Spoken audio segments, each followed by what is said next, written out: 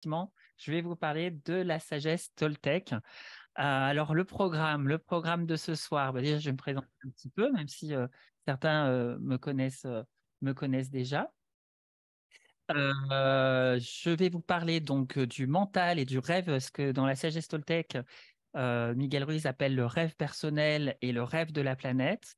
Je vais vous parler également du processus de domestication, du livre de la loi, du juge et de la victime, du mythoté, voilà, donc c'est plein de choses voilà, que vous allez découvrir ensemble, de la magie des quatre accords Toltec. Je vais surtout parler des quatre accords Toltec. Effectivement, il y a un cinquième, mais il fallait que j'essaye de faire court un petit peu pour pas que ça dure non plus trop longtemps.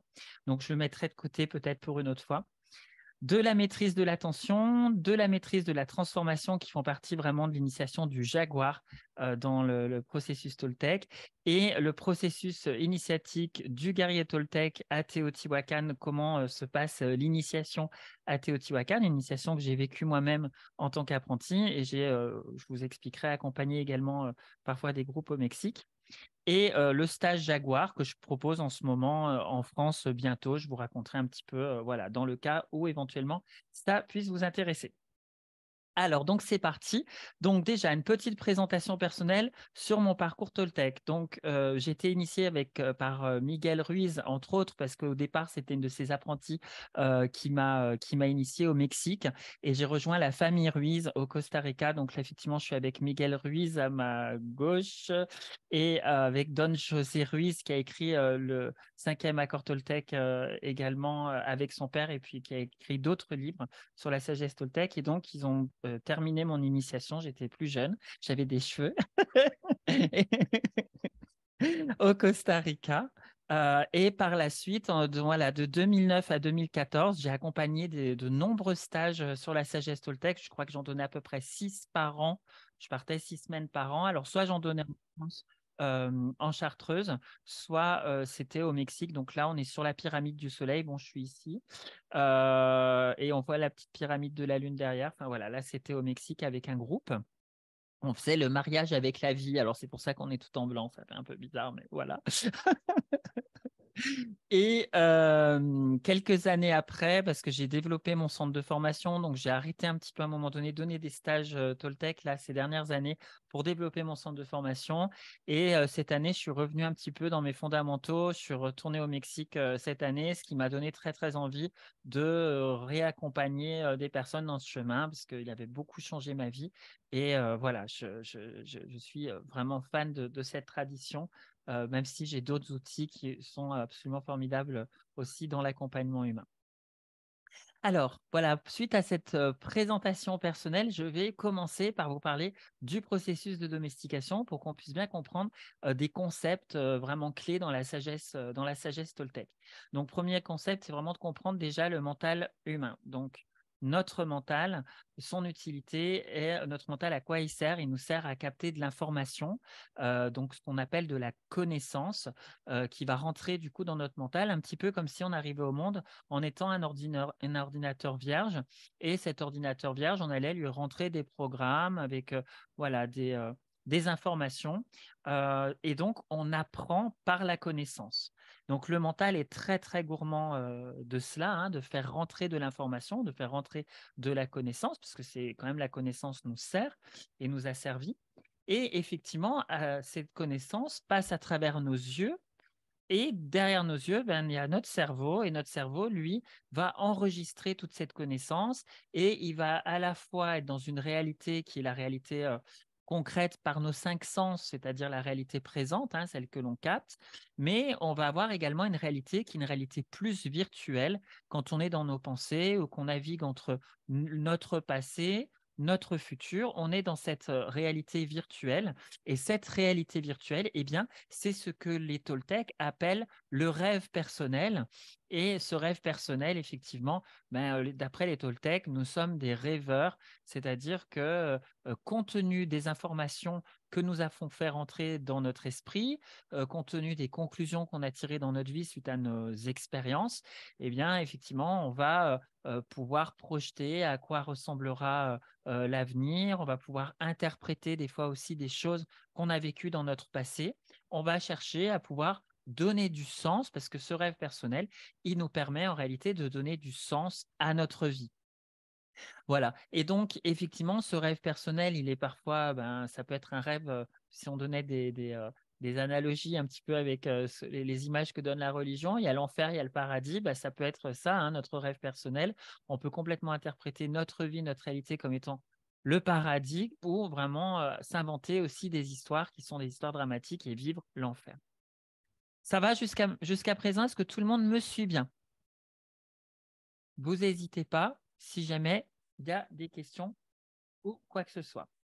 Alors, ensuite, qu'est-ce qu'il y a aussi? Donc, on a notre rêve personnel, mais on ne vit pas que dans notre rêve personnel, on vit dans le rêve de la planète. Et effectivement, le rêve de la planète, lui, il était, je crois qu'il y a quelqu'un qui a...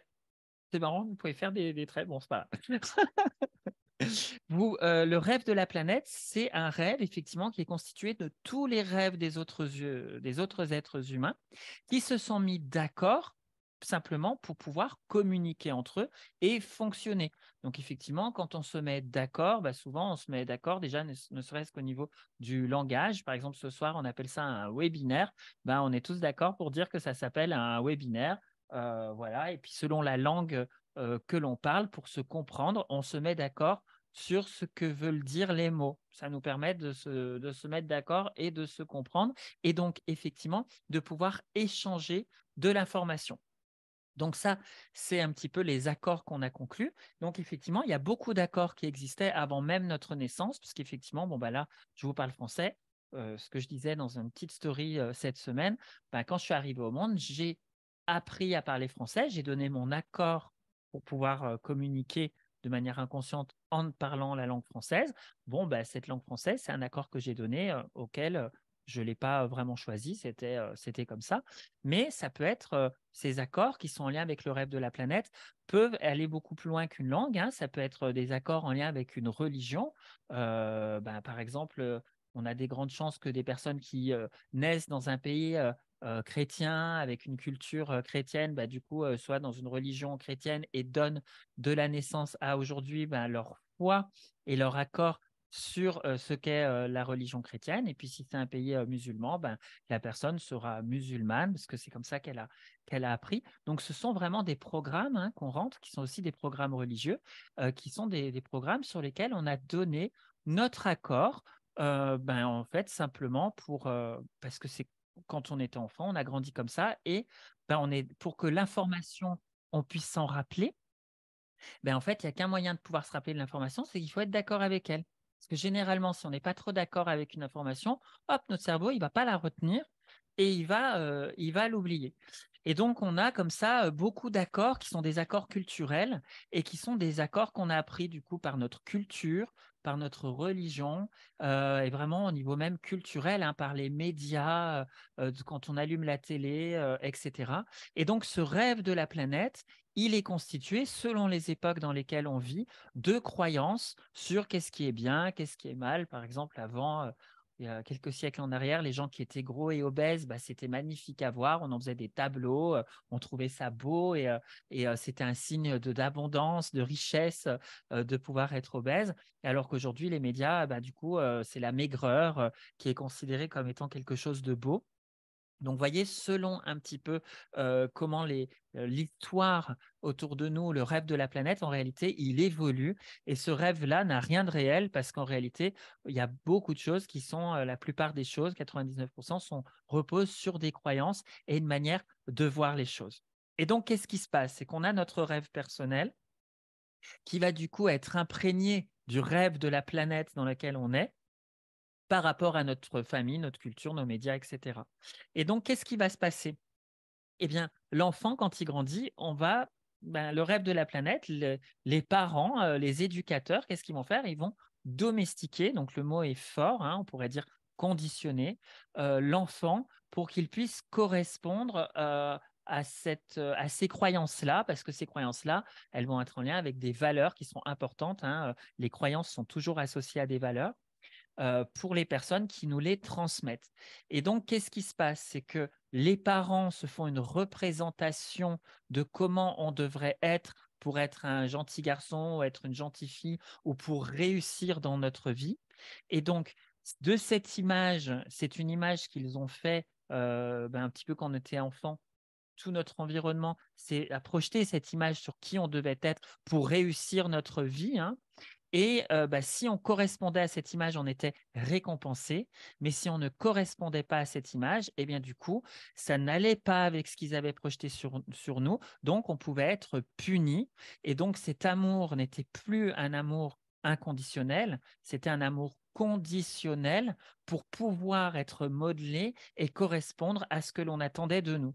Donc, la peur chez l'enfant qu'on était est arrivée à ce moment-là, parce que cet enfant qui est un être sauvage, un être authentique qui voulait explorer le monde, qui n'avait pas, je dirais, de codes sociaux, eh bien, pour pouvoir se maintenir dans une relation avec l'environnement, il a appris à se dire, OK, quand je me mets à dire ça ou à faire ça, c'est pas OK pour maman, c'est pas OK pour papa, je vais être puni, alors que quand je fais comme ça, eh ben, du coup, c'est plutôt bien. Et donc, l'enfant, il a été domestiqué au même titre que quand mon chien, je lui ai appris, par exemple, je lui dis donne la patte, mon chien, il me donne la patte, je lui ai appris, je l'ai domestiqué, il sait même faire des révérences, mon chien, donc voilà. Et du coup, c'est du réflexe conditionné parce que mon chien, quand je lui dis donne la patte, ça se fait direct, quoi, il réfléchit pas, c'est tout de suite. Et donc, effectivement, ce processus de domestication, il est extrêmement fort. Et donc, parce que toutes ces croyances et tout ce que l'on devrait être va créer chez nous ce qui va s'appeler le livre de la loi. Et donc, on va avoir, chacun d'entre nous, un livre de la loi. Donc, c'est comme ça que c'est appelé dans la sagesse toltéque.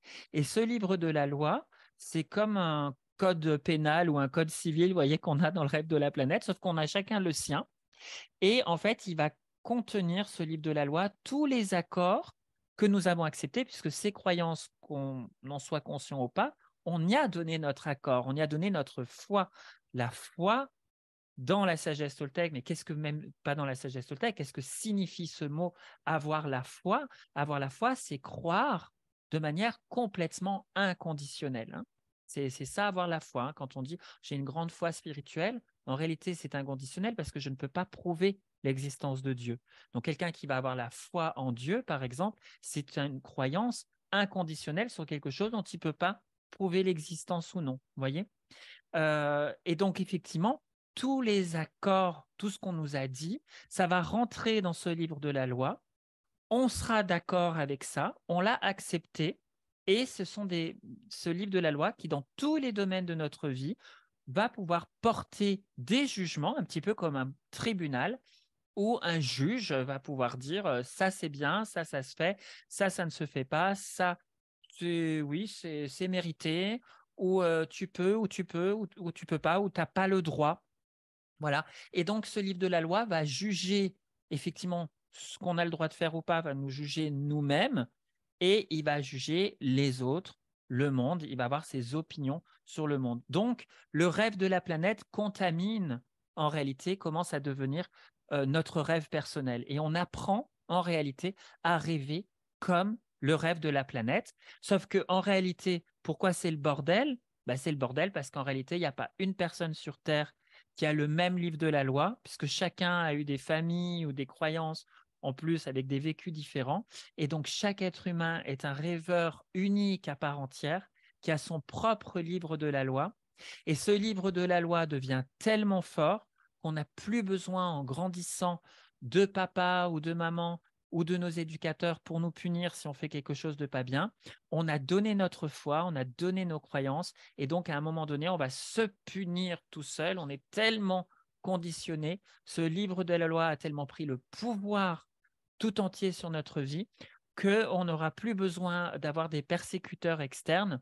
On va soi-même se punir et punir les autres, tous ceux qui ne correspondent pas aux règles qui sont écrites dans ce livre de la loi, puisque c'est lui qui a pris le pouvoir sur notre vie. Et donc, dans ce livre de la loi, les Toltecs appellent ça le parasite, parce que ce livre de la loi, de ce livre de la loi, va naître un parasite qui va infecter notre mental, puisque en réalité, euh, on pourrait voir la vie telle qu'elle est réellement, mais en réalité, nous la voyons à travers le filtre des mensonges auxquels nous avons cru.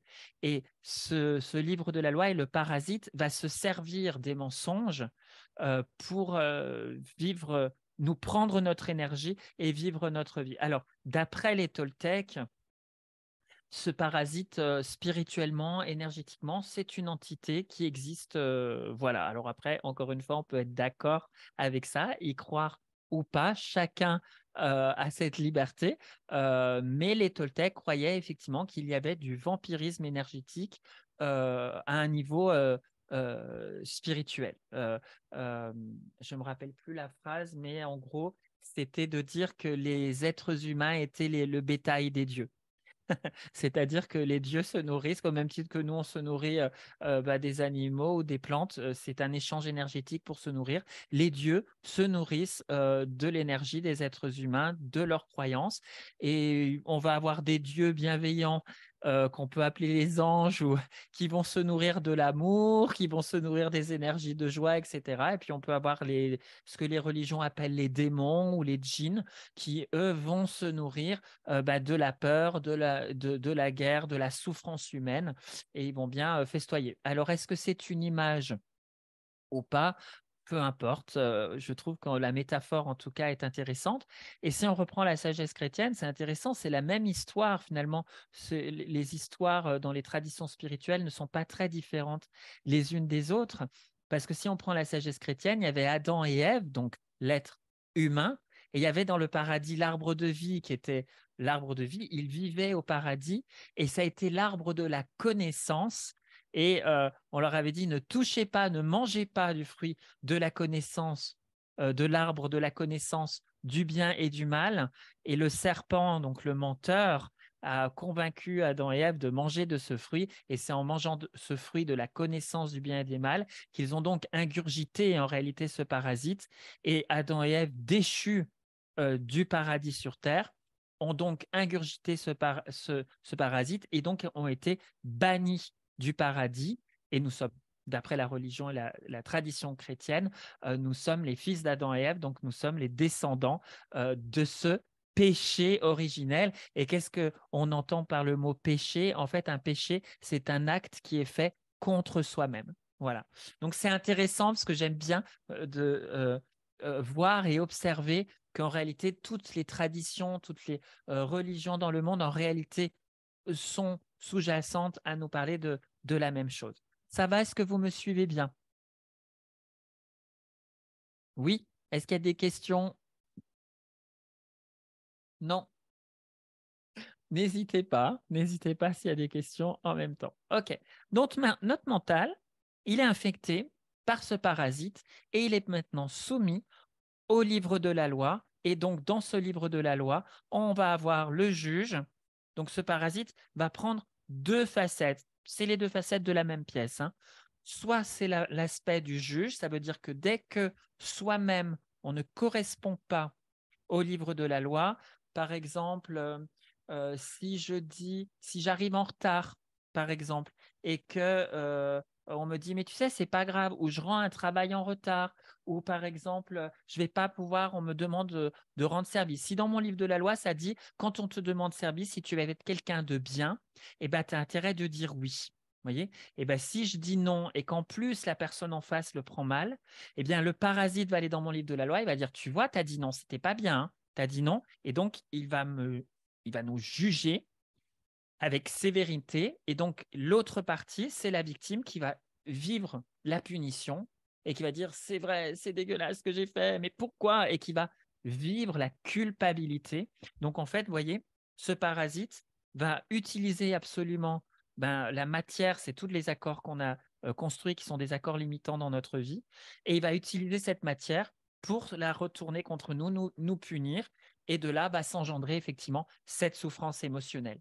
Et il y a entre ce qui se passe entre nous, mais il y a ce qu'on va faire avec les autres, puisque dès que quelqu'un ne correspondra pas à notre livre de la loi, on va dire, ah, t'as vu un tel, mais c'est n'importe quoi, ou on va dire, ah ben moi, comme ça, je lui parlerai plus, ah ben d'accord, et puis on va vouloir se venger, et voyez, et on va utiliser effectivement, on va estimer qu'on a raison de le punir, voilà, parce que la personne ne rentre pas dans ce livre de la loi. Donc en réalité, on juge notre environnement de la même sévérité que ce que l'on peut se juger nous-mêmes. On peut être très maltraitant plus on est maltraitant envers soi-même, plus on est maltraitant avec notre environnement. C'est exactement les mêmes niveaux de maltraitance, puisque selon les accords qu'on a conclus dans notre vie, si on a été habitué à la maltraitance, plus un enfant a grandi dans une maltraitance, plus il en a fait son cadre de référence, plus il en a fait quelque chose qui est sa norme, et plus il se donnera le droit de maltraiter les autres plus tard, puisque ça sera sa norme à lui, ça rentrera dans ses accords. Voyez, alors que peut-être dans un autre livre de la loi, ça ne serait pas du tout OK. Alors, je passe la diapo suivante. Alors là où ça se complique, c'est que si le livre de la loi était simple, ça serait sympa.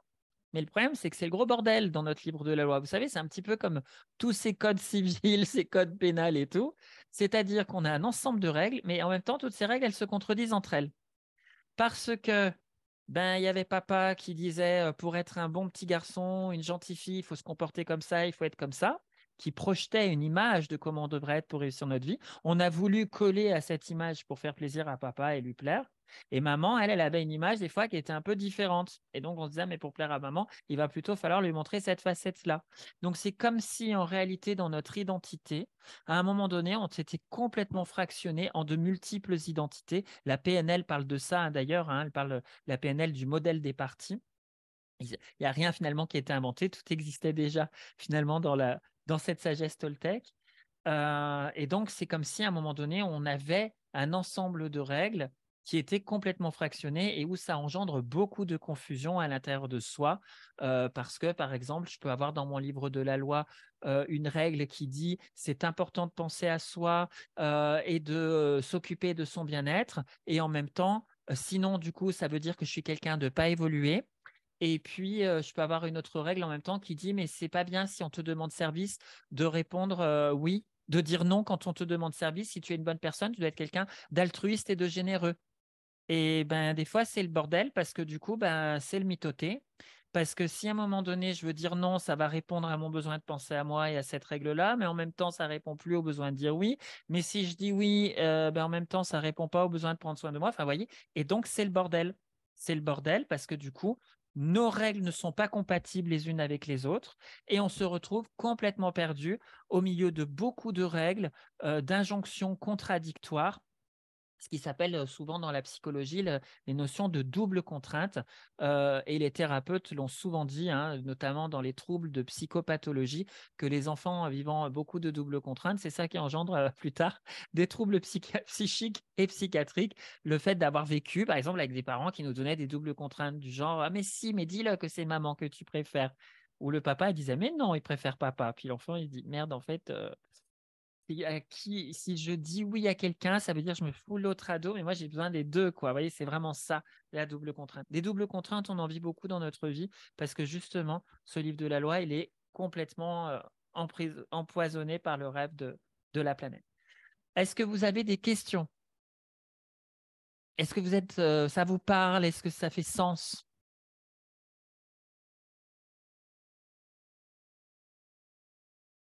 Je vous regarde vite fait Oui, tous. c'est un peu comme en PNL, quoi. C'est ça, exactement comme en PNL. Quand on travaille, par exemple, sur un praticien, le modèle des parties, la résolution de conflits, en fait, on va aller regarder, si je faisais la traduction avec la sagesse Toltec, on va regarder un petit peu ce qui se passe dans le mythoté. C'est exactement ça. Marie qui Voilà. dit oui, complètement. Super, Il y a super. un peu aussi d'analyse transactionnelle là, dans le scénario de vie et tout ça. Tout C'est un à peu ça fait. le livre. Tout à fait. De toute façon, c'est ça qui est génial, c'est qu'en fait, quand on regarde les chemins des sagesses, en fait, le développement de la psychologie humaine, les thérapies, souvent dans le courant humaniste d'ailleurs, qui se sont développées par la suite, en fait, ont des racines souvent qui sont des racines de sagesse. Donc, c'est comme ça. Et d'ailleurs, de sagesse ou de religion. Parce que si je peux me permettre cette petite aparté, quand on prend par exemple la religion chrétienne, la règle du livre de la loi dans la religion, c'est de dire que nous naissons pécheurs. On est l'enfant, il naît avec le péché originel, il n'est pas bien, il est mal. Quand on prend Freud qui est arrivé avec la psychologie juste après les religions, Freud, qu'est-ce qu'il disait? Son principe, c'était de dire l'être humain, il a en lui le ça, et le ça, il disait l'enfer est un pervers polymorphe qui est où c'est vraiment son ça qui se manifeste. Et le ça dans la psychologie freudienne, c'est quelque chose de dark chez l'être humain, c'est quelque chose de sale, c'est quelque chose de sombre. Ils en ont même fait un film d'horreur, vous voyez, avec les romans de Stephen King, hein, le ça. Et plus tard est arrivée la psychologie humaniste et tout le courant humaniste. C'est une vision complètement contraire parce que le courant humaniste dit mais non, l'être humain, il n'est pas mauvais à l'intérieur de lui-même. L'être humain, tout au fond de lui-même, c'est quelqu'un de bon, simplement qui a développé des mécanismes de défense qui l'amènent à avoir simplement des stratégies et des comportements limitants. Mais au fond, l'être humain, il est bon et il peut même avoir des ressources pour pouvoir devenir autonome et avoir une belle vie. Voyez. Donc, on a vraiment, effectivement, on a et des religions et des sagesses, on a vraiment des courants évolutifs qui ont créé les différents courants de psychologie d'aujourd'hui. Donc, je te rejoins complètement là-dessus, hein, Janaïna. Alors, la magie des quatre accords Toltec. Eh bien oui, en fait, ces quatre accords en fait, sont magiques parce que du coup, qu'est-ce qui se passe?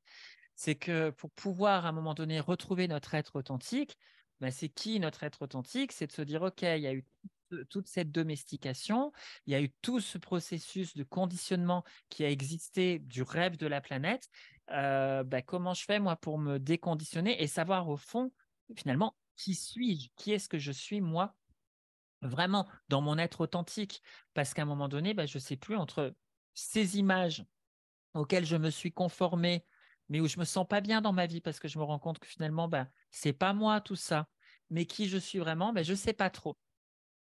Et en fait, qui on est vraiment, d'après la sagesse toltèque qui rejoint bien le courant humaniste, c'est qu'à la base, en fait, la vérité au-delà des mensonges, c'est qu'on est dans cet amour inconditionnel normalement. Car un enfant qui arrive, en fait, il a envie de découvrir le monde, il est joyeux, il peut donner de l'affection, il les a ses qualités, hein. Et donc l'idée, ça va être de déconstruire et de pouvoir mettre à notre conscience tous les accords qui sont des accords basés sur des mensonges et qui nous éloigne de notre authenticité, qui nous éloigne de qui nous sommes vraiment. Donc, c'est un vrai travail. Et Miguel Ruiz, qu'est-ce qu'il a fait? En fait, il a extrait de la sagesse toltèque. Alors, pour de vrai, les Toltecs avaient vraiment des traditions. Alors, on la découvre plus si on lit des ouvrages, par exemple, de Carlos Castaneda, mais ils avaient toute une mythologie par rapport à ça. Mais Miguel, il a extrait quatre accords et il s'est dit, tiens, avec quatre accords, bon, il en a même fait un cinquième plus tard avec son fils. Il a dit, en fait, si déjà une personne dans sa vie est d'accord avec ces principes, hein, et utilise ces quatre accords, eh bien, en réalité, petit à petit, sur son chemin de vie, tous les accords, ils vont être magiques parce que tous les accords limitants que la personne elle a construits, et bien du coup, petit à petit, ils vont s'en aller et viendra en petit à petit, à force de pratiquer, de maîtriser les accords Toltec, ne restera que l'être authentique qui est derrière. Donc, c'est en ça que ces accords sont magiques parce qu'ils vont permettre justement de pouvoir, dans une pratique, nous permettre de faire ce travail. Voilà. Alors, quels sont-ils? Alors, j'imagine que vous les connaissez déjà parce que ça fait combien? 20 ans qu'on en parle des accords Toltec. Moi, je les ai connus en 2001, mais ça est arrivé en France il y a très longtemps.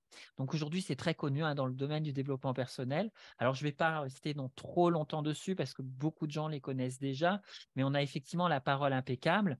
Donc, la parole impeccable, c'est le premier accord Toltec, c'est le plus important parce que en réalité, quand on utilise notre parole, qu'est-ce qu'on fait quand on l'utilise de manière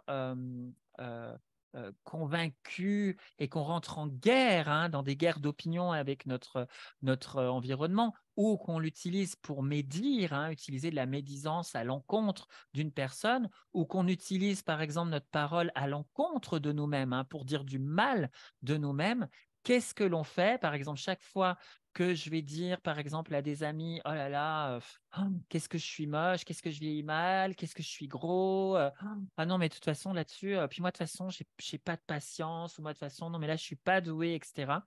Chaque fois que je parle de moi de cette manière, ou que je parle d'une personne, hein, de cette manière, en réalité, qu'est-ce que je fais? Je suis en train de consolider le livre de la loi qui existe dans ma tête. Je suis en train d'utiliser ma parole pour consolider mon système de croyance. Et qu'est-ce que fait l'environnement dans le rêve de la planète? Ils me disent, mais oui, hein, tu as raison, un tel, hein, elle est trop ceci, elle est trop cela. Ou bah oui, c'est clair, hein, tu prends du poids, c'est pas beau, tu manges trop. Non, mais c'est clair, toi, de toute façon, tu n'as jamais été patient, c'est comme ça, mais toi, tu es comme ceci, tu es comme cela. Donc, notre environnement va renforcer nos opinions, ou quand on est sûr de quelque chose et qu'on va se mettre à critiquer quelqu'un et de dire mais il est dégueulasse telle personne, t'as pas remarqué comme il était dégueulasse franchement? Si, t'as raison, hein, un gros connard. Ouais, il me semblait bien que c'était un gros connard. Mais en fait, qu'est-ce que je fais? Je vais utiliser mon environnement pour prendre leur énergie parce que dans la sagesse Toltec, mais après on peut parler d'énergie, mais on peut même parler de, si on est très terre à terre et pragmatique, de réseau neurologique. En fait, qu'est-ce qu'on fait? On fait de l'échange d'énergie entre personnes et on consolide des réseaux neurologiques qui sont vraiment basés sur nos systèmes de croyances. Donc, quand on n'utilise pas la parole impeccable et qu'on l'utilise dans le sens de la magie noire, hein, c'est ce que disent les Toltecs, ils disaient bah, c'est de la magie noire parce qu'en fait, quand tu dis à tes amis, j'en ai marre, vous ne trouvez pas que j'ai un peu que je suis gros, que je suis pas quoi, j'utilise de la magie noire contre moi-même. Parce qu'en fait, si je trouve quelqu'un en plus qui va dire, bah oui, hein, mais de toute façon, même lui, il le dit qu'il est gros. Vous voyez, en fait, je suis en train d'utiliser du poison, je consolide une croyance limitante ou je suis en train de me consolider une croyance négative sur une personne. Par exemple, et moi, ça, on le voit aussi dans les groupes, hein, quand j'ai fait beaucoup de coaching d'équipe là-dessus, suffit qu'il y ait des gens qui aient, par exemple, un problème avec quelqu'un qui disent, vous n'avez pas remarqué, telle personne, elle est trop ceci, elle est trop cela. Ça se répand, cette magie noire, elle se répand dans un groupe entier. Et en fait, chez l'être humain, et ça, la psychologie l'a expliqué bien après les Toltecs, mais concrètement, dans le cerveau humain, il y a ce qui s'appelle des biais de confirmation. Donc, les biais de confirmation, c'est quoi? Ça veut dire j'ai une croyance à propos de la réalité, et comme dans mon système, mon cerveau, ben, on ne peut pas sélectionner toutes les infos, il y en a trop qui arrivent à la seconde. Mais dans notre vie, quand il y a une information qui va venir confirmer ce que l'on sait déjà, et bien en fait, qu'est-ce qu'on va faire? On va dire, ah, voilà, c'est ça, c'est la preuve. On va sélectionner uniquement les informations qui vont apporter confirmation à ce que l'on croyait. Donc, l'utilité vraiment de la parole impeccable, c'est pas juste une histoire de sortir de la médisance pour sortir de la médisance. Bien sûr, c'est intéressant pour ça, mais en fait, en profondeur, ne pas utiliser la parole impeccable, ne pas utiliser notre parole pour confirmer des opinions, des choses qui sont de l'ordre de jugement négatif, en tout cas qui viennent nous apporter du poison, et ben déjà, on va commencer à limiter un petit peu le fait de nourrir par notre parole et par notre énergie tous ces aspects négatifs. Parce qu'en fait, c'est ce qu'on fait. On nourrit, hein.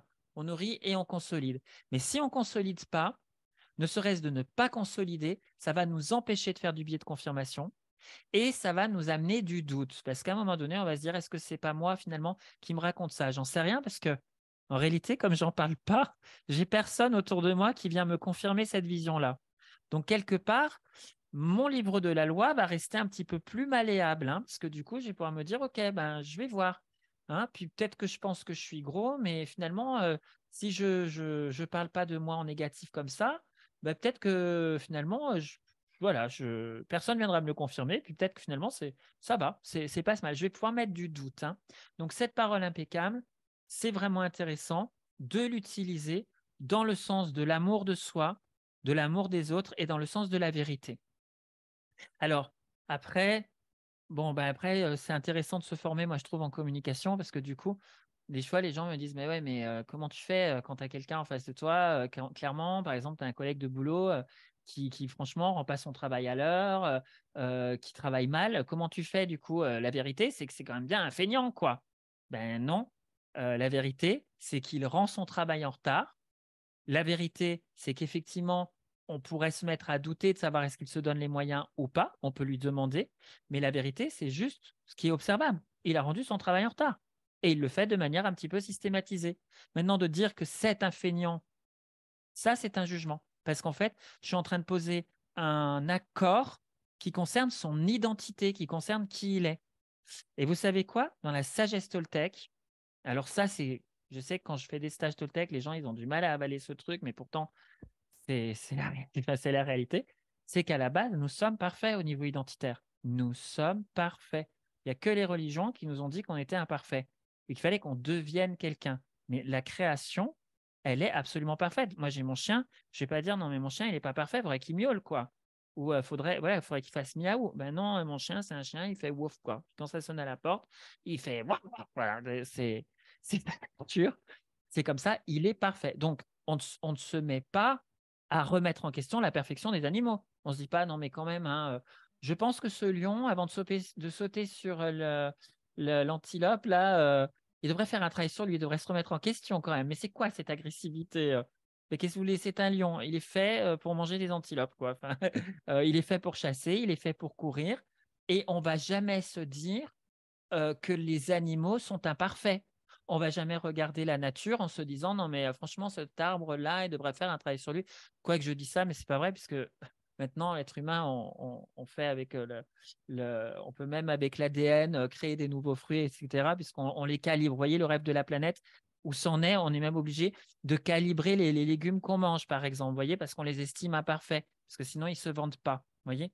Mais concrètement, pour de vrai, la nature, comme elle fait les choses, la nature, la création fait les choses de manière parfaite. Et donc, l'être humain, ben, on est quoi? On est le fruit de la création. On est parfait. On est absolument parfait. Maintenant, ce n'est pas parce qu'on est parfait au niveau de notre identité que ça veut dire qu'on n'a pas du tout des capacités de pouvoir s'améliorer. Au même titre qu'un bébé, il arrive au monde, il est parfait. Eh bien, ce n'est pas pour ça qu'il ne va pas pouvoir apprendre à marcher et qu'il ne va pas pouvoir apprendre à développer des compétences. Voyez. Donc, quand, par exemple, quelqu'un dans la communication a un comportement qui me gêne, eh bien, la parole impeccable, ce n'est pas de le remettre en question dans sa perfection au niveau de son identité, c'est qui il est. Par contre, je peux lui dire, voilà, quand tu fais ça, je vais aller dans le sens de la vérité. Clairement, ça a un impact extrêmement négatif dans la relation parce que du coup, voilà comment je vis les choses, etc. Et je vais te demander au niveau de tes comportements que je pense que ça serait intéressant d'aller développer plutôt cet aspect, de faire cet apprentissage parce que comme cet apprentissage, tu ne l'as pas, bah, du coup, dans la relation avec moi ou avec les autres ou dans les résultats que tu obtiens dans ta vie, bah, visiblement, ces résultats, ils ne sont pas bons. Ça ne veut pas dire que tu n'es pas parfait en tant que personne. Ça veut dire que tu as des capacités à développer. Et de communiquer de cette manière-là, c'est une impeccabilité parce qu'on n'est pas rentré dans la condamnation, dans un jugement sur la personne. Ça va, ça fait sens?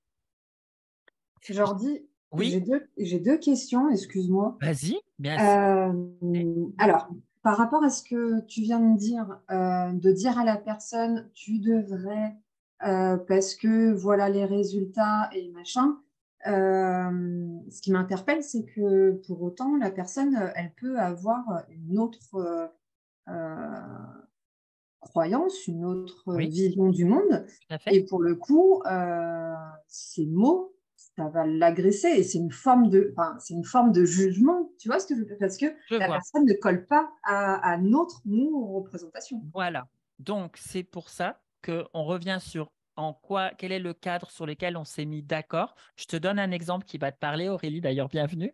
Aurélie qui a Merci. fait le parcours coach dans l'école. Je te fais de la pub en même temps, spécialiste sur la légitimité. Voilà. Et syndrome d'imposteur. Et le syndrome de l'imposteur. Voilà. Bonsoir à Je tous. vous donne un exemple. Je vous donne un exemple et tu vas comprendre tout à fait. Mhm. Regarde, toi qui as fait le parcours coach, tu viens faire une formation coach dans mon école. Puisque dans ton rêve personnel, à ce moment-là, quand tu étais venu faire la formation, ton rêve personnel à toi, qui était ton rêve de paradis, si je reprends la symbolique Ouais. Toltec, c'était de dire waouh, dans ma vie, j'aimerais bien être coach. Et tu Mhm. trouves une école qui, dans notre manière de rêver le métier de coach, qui n'est qu'un rêve, hein, on est d'accord, hein, qui est une manière de voir le métier, et ben, quand on parle de la manière dont on voit ce métier, toi, tu es d'accord avec ça. Tu vas te dire, ah ouais, c'est cool, c'est bien. Et donc, pendant Mhm. la formation, quand on t'a donné du feedback sur des pistes d'amélioration, des choses que tu devais faire pour progresser, comme tu étais dans ce cadre-là sur lequel tu étais d'accord de faire un travail sur toi, compte tenu de ce cadre-là dans lequel toi-même tu étais d'accord, ben, le feedback, dans ces cas-là, c'était absolument pas quelque chose de, d'imposer dans ton modèle du monde. Tu vois ce que je veux dire? D'accord, donc en fait, on peut se permettre, alors selon les accords Toltec, dis-moi si j'ai bien compris, on Vas-y. peut se permettre du coup de dire à une personne, là, ce que tu fais, ça ne correspond pas à ce que tu souhaitais faire ou à ce vers quoi tu veux aller, etc. D'accord. Donc, en fait, il faut d'abord connaître la croyance de l'autre, en fait, pour pouvoir avoir cette parole impeccable. Voilà, alors l'idée, c'est de se dire finalement, c'est quoi le cadre, hein, et ça revient un petit peu aussi sur des principes d'analyse transactionnelle, c'est quoi le cadre, le contrat de départ, sur quoi on s'est mis d'accord. À partir du moment où on s'est mis d'accord et que le cadre il est posé, et bien justement, l'impeccabilité, c'est de pouvoir respecter ce cadre. Parce que Ok. sinon, on n'est plus impeccable, puisque du coup, ça veut dire on dit un truc et puis on se met à faire le contraire. Donc, la parole impeccable, c'est aussi de respecter aussi ses engagements et de respecter le cadre dans lequel on s'est mis. Maintenant, si toi, par exemple, je te donne un exemple qui du coup te parlera encore plus. Maintenant, tu es coach. Si toi, ton métier, t'en fais un livre de la loi et que tu te permets d'aller voir les gens en leur disant non, mais là, en fait, ce que vous faites, ça va pas parce que du coup, dans le savoir-être d'une personne, on doit être comme ci, comme ça, et que tu te mets à juger tous les gens à travers ton filtre du coach professionnel, alors qu'ils t'ont rien demandé, ils vont te dire, mais alors toi, depuis que tu es devenu coach et que tu fais de la PNL, hein, putain, mais qu'est-ce que Hmm. tu nous emmerdes, quoi, Aurélie. Tu vois ce que je veux Ok. dire? Mais Ouais. pourquoi? Et moi, dans ma vie, c'est ça, avec mes amis, mon environnement. Moi, je ne les coache pas, mes amis. Je ne leur fais même pas partager mes croyances. Je suis dans un environnement amical. Maintenant, quand j'ai des personnes, mais même des amis, qui me disent, Jordi, tiens, toi qui fais de la PNL, ou autre, comment tu penses? La personne, elle est demandeuse, elle a envie d'enrichir son livre de la loi, elle a envie de voir les choses différemment. Bah, je vais lui dire, voilà, moi, selon moi, voilà ce que je pense. Mais je ne vais jamais aller chercher à imposer ma vision du monde. Et c'est ça les guerres de religion. Parce que les guerres Ok. de religion, c'est les personnes sont dans la foi que c'est la vérité et vont jusqu'à faire la guerre, voire tuer ceux qui ne veulent pas respecter leur livre de la loi. Voyez? Ok. Donc, Et ma C'est aussi deuxième le... question. Ah, pardon. oui, vas-y Aurélie, puis je prendrai Janaïna après. Alors, ma deuxième question, c'est, alors là, je parle pour la personne avec elle-même. Euh, En fait, parfois, je dis bien parfois, hein, imaginons, on s'est donné un cadre auquel Oui. on croit, et Personnellement, hein, tu veux dire. personnellement, ouais, OK, ouais, ouais. auquel on croit, auquel on adhère complètement, etc. À un moment donné, pour X raison, on dévie de ce cadre. Le fait alors dis-moi si je me trompe, mais moi je le vois comme ça, le fait de s'auto-juger peut apporter du coup un bénéfice à Oui, dire tu peux rectifier le tir, comment c'est là où du on va coup en parler juste après parce que juste après, on va parler de transformer le parasite en allié. Et c'est de ça d'accord, dont ok. je suis en train de parler. Ok, Je vais en parler merci. dans 2 slides, puisque justement, l'idée, ça sera de pouvoir utiliser, parce que de toute façon, euh, on ne pourra pas ne pas avoir de livre de la loi. Nous sommes, en tant Mm, qu'êtres humains, faits pour rêver. Nous sommes des rêveurs. Donc, de toute façon, nous avons des croyances, nous avons des règles. C'est comme ça. On ne peut pas ne rien avoir. Puis ça serait mm, aller à l'encontre de l'être humain. Autre chose aussi, quand on élève des enfants, on les élève au mieux selon notre livre de la loi, mais ne pas leur donner de livre de la loi du tout. Ça veut dire que de toute façon, puisque l'enfant naît et il sera de toute manière domestiqué, le processus de domestication est absolument, il fait partie de l'expérience humaine. Ça sera les autres qui le feront, son livre de la loi. Donc, de toute manière, voilà, quand on est parent, ben, on conditionne, on domestique nos enfants au mieux que ce que l'on pense que ça peut être. Par contre, qu'est-ce qui se passe? C'est que dans un processus de maturité, à un moment donné, on peut, en tant qu'être humain, se dire, tiens, est-ce que ce rêve de la planète, est-ce que ce rêve que j'ai reçu, est-ce que je suis d'accord? Est-ce que ça fait vraiment partie de qui je suis ou pas? Et c'est ça l'intérêt, c'est de savoir remettre en question ce à quoi nous avons donné notre accord et notre foi. ok, merci. Je crois qu'il y avait une question de Janaïna. Non, non, je voulais juste reprendre. En fait, c'est la fameuse histoire du feedback, quoi. On demande à la personne si elle est d'accord pour recevoir un feedback. On ne donne C'est pas un ça. feedback comme ça. Exactement, tu vois, c'est exactement ce qu'on voit en PNL dès le base. Hein, PNL, ce qu'on apprend, c'est quand je vais donner un feedback à quelqu'un, déjà, est-ce que tu es d'accord pour recevoir mon feedback? Et c'est vrai qu'on est encore dans l'histoire d'être d'accord, quoi, l'accord, quoi. Voilà. Et Fabienne, oui? J'ai une question aujourd'hui. Donc, si j'ai bien compris, en fait, ces accords Toltec, si on arrive à s'en libérer, ça va nous permettre de nous libérer de nos conditionnements dans notre livre de la loi. Et moi, je me demande si on arrive à faire ce travail, est-ce que ça va du coup nous aider à être moins impactés par le livre de la loi de la planète. Parce qu'en fait, il y a le nôtre, mais il y a aussi celui de la planète qui, j'imagine, a du poids puisque c'est celui de la planète. On Et baigne du dedans. coup, est-ce que en arrivant à se déconditionner de son propre livre de la loi et en pouvant se remettre en question sur certains de nos accords conclus, ça nous permet à un moment donné d'arriver à ne plus être impacté par l'autre, par le livre de la planète, quoi. De la planète. Pas le rêve de la planète. OK. Le rêve de la Bonne planète. question. Et ben, du coup, on arrive au deuxième accord Toltec avec ça. Ah ben écoute, la transition est bonne, hein. Elle n'était pas anticipée. Hein. Parce que du coup, effectivement, de toute façon, le rêve de la planète, il va continuer à agir, il va continuer à exister. Que ce soit le rêve de la planète, que ce soit le rêve des gens que l'on rencontre.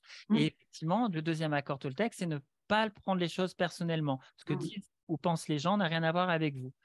Le rêve de la planète va continuer à exister. Et donc, l'idée, c'est de se dire, on ne va pas en faire une affaire personnelle, quoi. C'est-à-dire que, est-ce que ce rêve de la planète, je vais le prendre personnellement ou est-ce que je vais l'observer en me disant, OK, voilà comment les êtres humains pensent et vivent autour de moi. Alors, quand vous avancez dans un cheminement spirituel et un travail de développement personnel, ce que ça peut faire, par contre, comme sensation, c'est la sensation d'être à jeun dans une soirée où tout le monde est bourré. Vous voyez parce qu'à un moment donné, dans votre cheminement personnel, vous allez avoir l'esprit plus clair et vous allez entendre les gens qui sont dans leurs rêves et qui débattent, etc. Et après, c'est de se dire, est-ce que moi, j'ai envie de contribuer à ça, de participer ou pas est-ce que ça me nourrit? Est-ce que ça me fait du bien? Et si des fois, on n'est pas dans un environnement qui est complètement en harmonie avec le rêve que l'on souhaiterait avoir dans notre vie, du coup, ça peut donner cette sensation un petit peu là. Maintenant, pour reprendre cette histoire de la soirée où tout le monde est bourré, si tu as un mec, j'en sais rien, donc tu me disais, est-ce qu'on peut être impacté par le rêve de la planète? Si tu as un mec qui est complètement bourré, qui dit Fabienne, t'es moche, voilà. Tu vas te dire, le mec, il est bourré, quoi. Tu vois, c'est-à-dire que tu vas pas te dire, oh, mais comment il a vu? Comment il a remarqué, tu vois, ou tu vas pas chercher à le convaincre, lui dire, mais non, mais pas du tout, je me suis coiffée, je me suis maquillée, mais qu'est-ce qui te permet de dire d'abord ça, tu vois? Parce que te dire, le mec, le pauvre, il est complètement bourré. Maintenant, ce mec bourré, il peut venir vers toi, chercher à te violenter physiquement, à t'insulter, il peut t'impacter négativement. Donc, ce qui va se passer, c'est que tu vas chercher à te défendre, bien évidemment, tu ne vas pas te laisser faire, tu vas te protéger, mais tu ne le prendras pas personnellement. Tu vois la différence? Donc, c'est ça l'idée du rêve de la planète, c'est de se dire, OK, le rêve de la planète, il va continuer, mais je ne vais pas le prendre personnellement, je vais dire, OK, c'est comme ça. Ça veut dire qu'à un moment donné, ça vient plus rentrer en résonance avec nous, en fait. Voilà, c'est-à-dire que émotionnellement, on ne va pas s'identifier à se dire mon Dieu, mais c'est pas vrai, mais c'est dégueulasse. Et puis prendre les choses personnellement, c'est un petit peu vouloir contrôler l'environnement aussi. Parce que quand on prend les choses personnellement, on voudrait absolument contrôler le rêve de notre environnement, à vouloir contrôler l'image qu'ils ont de nous. Mais finalement, ce que les gens pensent de nous, c'est complètement en lien avec leur propre livre de la loi, leur propre projection. On est, ce que je disais hier dans la story, c'est qu'on n'est qu'un personnage secondaire dans leur histoire, parce que dans leur histoire personnelle, du coup, le personnage principal dans le film dans lequel ils sont, c'est eux, et puis tous les autres gens qui sont rencontrés, c'est des personnages secondaires. Et ces personnages secondaires, en réalité, tous les gens qu'on a dans notre histoire qui nous entourent, en fait, on ne les connaît pas. On connaît ce que l'on croit à propos d'eux, mais on ne les connaît pas du tout. Et pourquoi, des fois, dans les relations, il y a le fait de vouloir contrôler quelqu'un? C'est parce que merde, il ne correspond plus à l'image que je me faisais de lui. Mais non, mais ça ne va pas.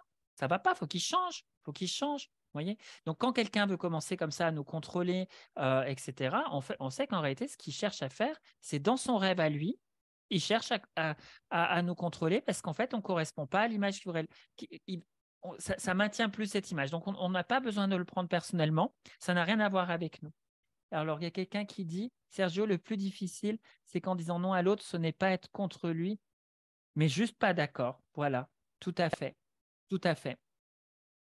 Et puis après, il y a des gens qui vont le prendre personnellement. Bon, ben écoutez, c'est comme ça. Donc voilà, le deuxième accord Toltec, c'est vraiment de ne pas prendre les choses personnellement, puisque c'est de se rendre compte que de toute façon, dans nos relations, il y a qui on est, et puis il y a ce que les gens croient qu'on est. Et quand les gens nous parlent, en fait, ils s'adressent non pas vraiment à nous, mais ils s'adressent à la personne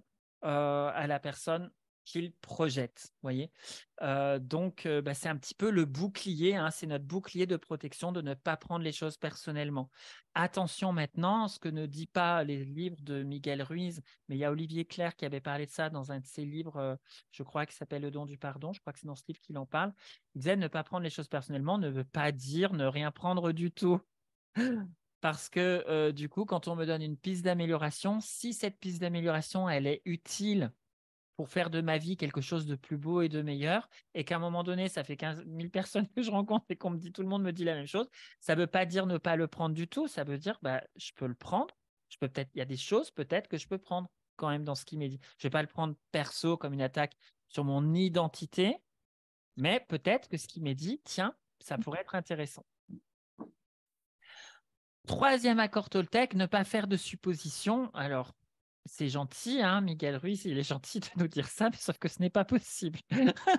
Ce n'est pas humain, puisque notre cerveau, de toute façon, fait des suppositions. Je ne sais rien, ça sonne chez vous à la porte, automatiquement, vous faites une supposition. Ah bah tiens, ça doit être encore un vendeur quoi, qui cherche à me déranger. Ah bah tiens, ça doit être une amie ou un voisin qui veut me demander quelque chose. Automatiquement, dans notre cerveau humain, dès qu'il se passe quelque chose et qu'on n'a pas la réponse, notre cerveau humain, pour mettre un sens à la situation, ou j'en sais rien, vous avez vu quelqu'un à une soirée, la personne, elle vous a vu, elle est partie, elle vous a ni dit bonjour ni au revoir alors que vos regards se sont croisés, mais automatiquement, vous faites des suppositions. C'est une évidence, c'est pas possible de faire autrement.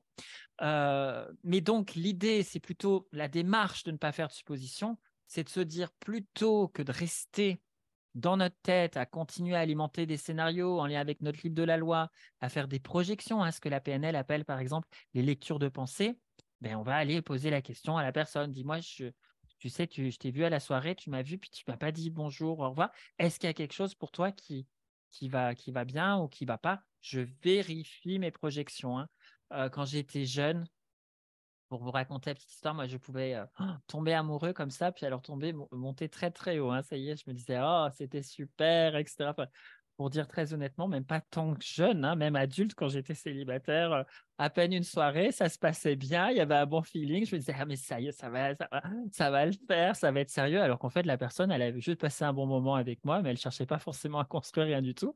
Et du coup, qu'est-ce qui était violent? C'est le retour à la réalité. En fait. Et donc, la vérité ne fait pas souffrir. Hein. La vérité ne fait pas souffrir. C'est le mensonge qui fait souffrir. C'est la supposition qu'on fait. La découverte, du coup, de la réalité va nous faire souffrir parce qu'on se rend compte que ce à quoi on a cru était un mensonge. Et comme on y a donné notre foi et que c'est un mensonge, ça fait mal.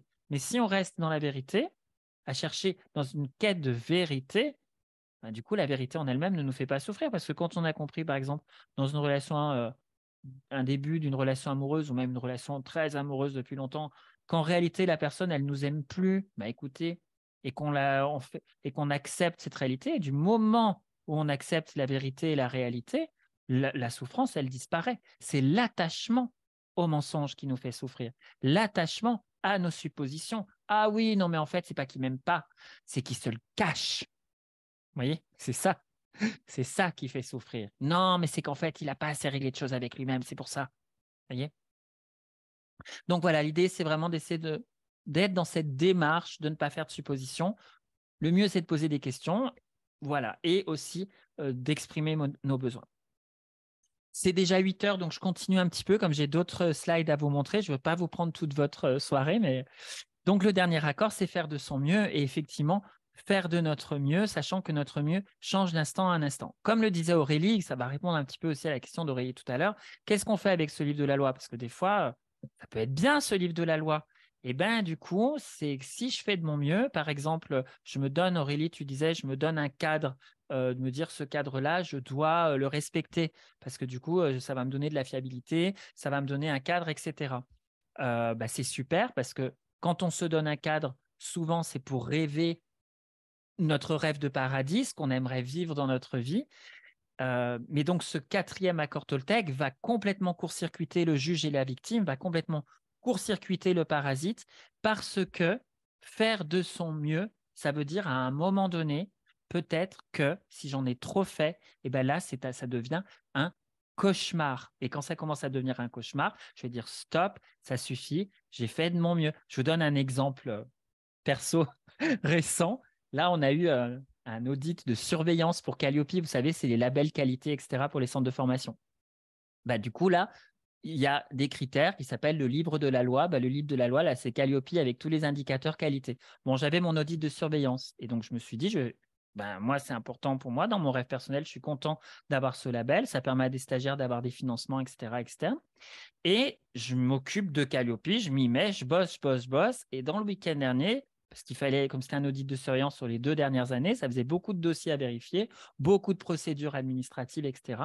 Et à un moment donné, je sens dans mon boulot que là, ça y est, je sature et que je suis en train de rentrer dans un espèce de truc pointilleux, détail au possible, qu'en plus, dans l'audit, l'inspectrice, elle nous a vu lundi, on a eu 0 non-conformité. Elle a dit, mais vous vous rendez compte, c'est hyper, votre truc, il est parfait, quoi. Je veux dire, je dis oui. Et puis, je lui dis, mais moi, parce que je m'en fais tout un truc. Elle me dit, mais c'est vous, hein, c'est vous qui vous êtes encore plus exigeant que ce que nous, on peut l'être quand on fait l'audit. Et là, je me dis, ah ouais, donc ça veut dire que dans mon propre livre de la loi, à un moment donné, ça devient plus que mon mieux. Et du coup, qu'est-ce qui se passe? Ben, quand ça devient plus que mon mieux, mon label Calliope qui me fait envie et que j'ai envie, je vous partage un exemple perso, que je me dis, putain, ça serait bien pour mon école, je rêve d'avoir dans mon centre de formation un label qui s'appelle Calliope. Et ben, du coup, ça, c'est un rêve, mais ce rêve, je peux me le transformer en cauchemar, ça peut devenir l'enfer. Et là, je me dis, OK, ça veut dire que là, tu es en train de te faire infester par ton propre parasite, tu es en train de faire plus que ton mieux. À l'inverse, je pourrais ne pas faire de mon mieux, c'est-à-dire pas me donner les moyens, laisser les choses aller n'importe comment, et puis passer l'audit. Et là, qu'est-ce qui se serait passé? Eh ben, l'inspectrice, elle aurait dit, bah non, ça va pas, ça va pas, non-conformité, et j'aurais pas eu le renouvellement de mon label. Et là, je me serais dit, fais chier, et du coup, j'aurais vécu l'enfer. Pourquoi? Parce que dans mon rêve, j'étais content d'avoir ce label, et je me serais dit, fais chier, pourquoi je ne l'ai pas eu, etc. Parce que j'aurais pas fait de mon mieux, mais à l'inverse. Donc, l'idée, c'est d'arriver à être vraiment dans ce juste milieu, de pouvoir faire de son mieux compte tenu du rêve que l'on a. Et ce livre de la loi, parfois, il est bon par rapport à… Il y a certaines lois qui sont bien par rapport à des objectifs qu'on voudrait réaliser dans notre vie, mais c'est d'arriver à se dire, mon mieux change de jour en jour. Il y a des jours, on va être en pleine énergie, on va pouvoir être très productif dans le travail. Et puis, il y a des jours, et ben voilà, quoi. Et ça m'est arrivé, il y a des jours, en tant que même formateur, ça m'est arrivé des fois d'être fatigué. Alors, généralement, quand je suis fatigué, je préviens mes stagiaires, je leur dis, je vous préviens, je suis un peu fatigué aujourd'hui, donc si vous me voyez moins patient, etc., c'est possible, j'ai mal dormi cette nuit. Au cas où ça arrive, je vous le dis. Voilà. Et puis, ça peut m'arriver d'être un tout petit peu moins patient. Et puis, des fois, il y a des stagiaires qui me disent, OK, bon, bah voilà, je dis, bah c'est vrai, mais là, j'ai fait de mon mieux. Mais bon, allez, le lendemain, ou OK, je reconnais quelle est ma part de responsabilité, on y retourne, etc. Puis il y a des jours, il va se passer des trucs très problématiques, très compliqués à gérer dans les relations humaines. Et puis, ce jour-là, vous allez être en pleine forme et puis vous allez faire un truc super, vous voyez. Ça dépend complètement, hein. Ça dépend vraiment de notre niveau d'énergie. À partir du moment où on se dit, de toute façon, je fais de mon mieux, le parasite n'a plus d'emprise. Il n'a plus d'emprise parce qu'il va dire, OK, mais en fait, merde, cet accord-là, faire ton mieux, de toute façon, comment je peux juger, comment je peux condamner ou punir? J'ai fait de mon mieux. Vous voyez? Donc, c'est vrai que l'utilisation globale de ces 4 accords Toltec, sans faire une philosophie de vie, va vraiment permettre effectivement de sortir du conditionnement et de tous les conditionnements limitants qui peuvent exister dans notre livre de la loi. Ça va? OK, super, top. Alors, je continue. Donc, du coup, quel est le chemin de l'initiation Toltec? Eh bien, ce chemin, on l'appelle l'initiation de la maîtrise de l'attention, c'est le jaguar. Donc, le jaguar, c'est un animal qui traque sa proie, qui repère quelles sont les habitudes de la proie pour la traquer. Et donc, la maîtrise de l'attention, avant de changer notre livre de la loi, c'est de le comprendre et de se dire, OK, quels sont les accords, quels sont les systèmes de croyances que j'ai vécus dans ma vie, et c'est de prendre le temps de conscientiser dans son propre livre de la loi les accords qui s'y trouvent. Quels sont, donc partir à la traque du parasite, quels sont les mensonges auxquels on a cru, à qui on a donné notre foi, quel jugement on porte sur nous-mêmes, sur le monde. Et là, on peut vraiment y passer en revue les définitions de la beauté, les définitions de, je ne sais pas, au niveau professionnel, dans la vie amoureuse, qu'est-ce qui se fait, qu'est-ce qui ne se fait pas, etc., etc. Et compte tenu de ce livre de la loi qui a été vraiment découvert, de tous les critères et de tout ce qui est important qui existe dans ce livre de la loi, va venir la maîtrise de la transformation. Donc, c'est vraiment une renaissance parce qu'il y a certains accords, on va se dire, non, cette croyance, elle est limitante. Je suis plus d'accord de croire en ça. Je suis plus d'accord de me donner des critères, par exemple, pour satisfaire mes objectifs qui sont aussi exigeants parce que je me rends compte que c'est maltraitant ou dans cette relation, je suis pas d'accord de me dire que je suis pas beau, je suis pas d'accord de me dire que voilà, je suis pas ceci, pas assez cela ou trop ceci, trop cela. Là-dessus, je suis pas d'accord parce que peut-être que c'était ma mère qui me disait ça ou mon père ou mon ex ou qui vous voulez. Et donc, on ne peut pas se libérer d'une croyance ou d'un accord comme ça. Il faut le remplacer par un nouvel accord. Donc, les vieux accords obsolètes vont être remplacés par des nouveaux accords. Et c'est ça qu'on va appeler la maîtrise de la transformation. Wow, désolé, mes fautes. Je me rends compte qu'il y a des petites choses qui ne vont pas. La maîtrise de la transformation. Et donc, à ce moment-là, on va effectivement transformer notre parasite en allié parce que quand on a pris conscience des accords qui étaient limitants et qu'on a décidé de les remplacer par d'autres accords qui vont être plus aidants dans la vie que l'on souhaite mener, eh bien, on va se servir du parasite comme étant un allié qui va au contraire nous pousser à pouvoir réaliser nos rêves de vie et nos objectifs. Ça va, c'est clair pour vous cette notion ou est-ce qu'il y a des choses qui ne sont pas claires ou des questionnements?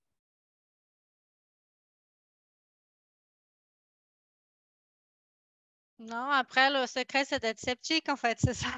Alors ça, c'est le 5e, voilà. Mais je ne vais pas en parler aujourd'hui parce que ça fera… Ah oui, mais je me rappelais même plus. D'où Ah bah le c'est ça. 5e, du coup. Bah, c'est ça, c'était soyez sceptique, mais apprenez à écouter. Mais ça ne rentre pas complètement en lien tout à fait avec ce que je disais là. Tu disais être sceptique par rapport à quoi, du coup, Janaïna? Par rapport à les slides d'avant, de trouver ses croyances, du coup, d'être sceptique à chaque fois qu'on a des croyances un peu ancrées, de se dire, bah, est-ce que c'est vraiment ça, quoi? Mais en fait, l'idée surtout dans le travail avant, la slide d'avant, la maîtrise de l'attention, c'est de se dire en fait, quels sont les résultats dans ma vie concrètement? Finalement, par rapport à mes croyances, quels sont, je dirais, l'arbre qui donne des fruits nourrissants et quel est l'arbre qui me rend malade quand je mange ces fruits, quoi, voyez? Donc, c'est ça en fait, c'est l'idée de se dire, en fait, qu'est-ce que je garde? Et puis, moi, ce que j'aime beaucoup, alors là, c'est en lien un petit peu avec un des présupposés qu'on trouve aussi dans la PNL. La PNL nous dit dans un des présupposés, c'est la solution d'hier qui est devenue le problème d'aujourd'hui. C'est que justement, cette mise à jour, des fois, dans notre vie, elle doit se faire parce que des fois, on pose des accords qui sont très bien au moment où on les a posés parce qu'ils sont complètement adaptés à notre environnement, aux situations qu'on vit et qu'on rencontre. Mais 10 ans plus tard, c'est un autre environnement, c'est plus la même chose et ces mêmes accords peuvent devenir complètement limitants. Donc, c'est un chemin qui se fait. Et puis, vous savez, les systèmes de croyances, comme Fabienne, tu disais comment on fait pour se protéger du rêve de la planète. Moi, c'est un petit peu une hygiène, vous savez, c'est comme se laver les dents, c'est un petit peu une hygiène de vie régulière parce que de toute façon, il suffit d'allumer sa télévision. Voilà quoi, hein. Moi, on est complètement, même si on ne prend pas les choses perso, on est quand même influençable. Moi, je me rappelle le Covid au tout début. Oh, mais je me lavais les mains, je faisais mes courses, je lavais mes produits avant de les mettre au frigo. Je disais à mon copain, lave-toi les mains, lave-toi les mains. On est rentré dehors et tout à la télé, il comptait les morts tous les jours. Mais bien sûr qu'on baigne dans le rêve de la planète. Et à un moment donné, on se dit, non mais, en fait, stop. Est-ce que ça me convient de vivre de cette manière? OK. Est-ce que c'est vrai? Est-ce que c'est vrai? Est-ce que du coup, parce que je me dis quoi? Je me dis qu'en fait, je vais choper le virus et que je vais mourir. Et voilà, à un moment donné, je me suis dit, mais est-ce que c'est vrai? Voilà, est-ce que c'est vrai? Est-ce que tu veux vivre avec cette croyance-là? En fait, je n'en sais rien. Mais moi, je n'ai pas envie de vivre avec ça. Vous voyez? Bon. Mais donc, voilà, l'idée, c'est vraiment d'ancrer un petit peu cette philosophie. Donc, quel est le processus du guerrier? Derrière ça, hein, au-delà vraiment des 4 accords Toltec, le processus du guerrier Toltec, c'est un processus complet qui se faisait à la cité de Teotihuacan, dans lequel moi, je l'ai vécu moi-même avec une apprentie, Claudia Aguirre de Miguel Ruiz. Puis j'ai rencontré Miguel Ruiz plus tard, j'étais déjà initié. Et en fait, Teotihuacan est une cité qui a vraiment été créée pour faire ce travail de la maîtrise de l'attention et de la maîtrise de la transformation, avec un travail qui se fait sur différents endroits dans cette cité où les bâtiments ont vraiment été construits par rapport à ce travail-là. Donc, c'est un travail qui existe au Mexique. J'ai déjà accompagné des gens le faire et le vivre, cette initiation au Mexique, mais je l'ai fait aussi en France, puisque en fait, l'idée, c'était de me dire, bah, tiens, je vais trouver des lieux dans les montagnes qui existent, et puis on va imaginer qu'on est en train de faire le travail qui normalement se fait au Mexique, j'en sais rien, sur la place des Tentations. Bah, je vais trouver un endroit qui représentera la place des Tentations, puis j'explique aux participants comment c'est, voilà. Et donc, on fait le travail. Alors, Sergio qui écrit nous baignons dans un environnement de peur. Comment faire de ce parasite un allié? Ben, c'est toujours pareil, c'est de dire est-ce que je suis d'accord? Est-ce que ça me nourrit? Est-ce que ça m'apporte d'avoir peur? Ben, si je monte en voiture avec un mec qui est bourré pendant qu'il conduit, si mon parasite me dit mais n'importe quoi, il conduit alors qu'il est bourré, c'est un fou dangereux, enfin, ou il est dangereux. Et peut-être que ça peut être un allié à ce moment-là, mon parasite, parce que peut-être qu'à ce moment-là de ma vie, ce parasite va me sauver la vie et va me pousser à dire à la personne, non, je ne suis pas d'accord, là, tu t'arrêtes, je descends de ta voiture. Et bien, du coup, la peur, elle aura été utile. Donc, encore une fois, il ne s'agit pas de vouloir ranger les choses dans des cases. La peur, elle peut être complètement intéressante. Simplement, toujours dans la sagesse Toltec, on se dit, mon émotion, ma croyance, etc., est-ce que je souhaite la changer compte tenu du contexte que je vis et du résultat que ça produit? Est-ce que je suis d'accord avec ça ou est-ce que là, je me rends compte que ce n'est pas utile du tout? Donc, je reviens sur le processus, hein, le processus Toltec. Donc, c'est un processus effectivement qui existe. Donc, on peut vivre les accords Toltec, mais on peut effectivement vivre un processus qui, en réalité, n'est pas vraiment décrit dans aucune littérature aujourd'hui. Il y a un des livres qui en parle un peu, je vous en parlerai un petit peu après, mais qui ne décrit pas exactement comment on fait. Puis, de toute façon, c'est mieux de le vivre.